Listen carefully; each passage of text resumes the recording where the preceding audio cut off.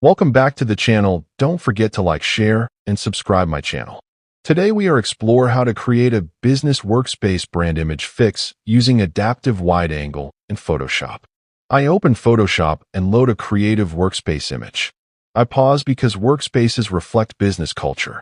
The wide lens has distorted the room slightly. I duplicate the layer carefully. I open adaptive wide angle inside camera raw filter. I draw constraint lines along desks and walls. I pause and refine the correction.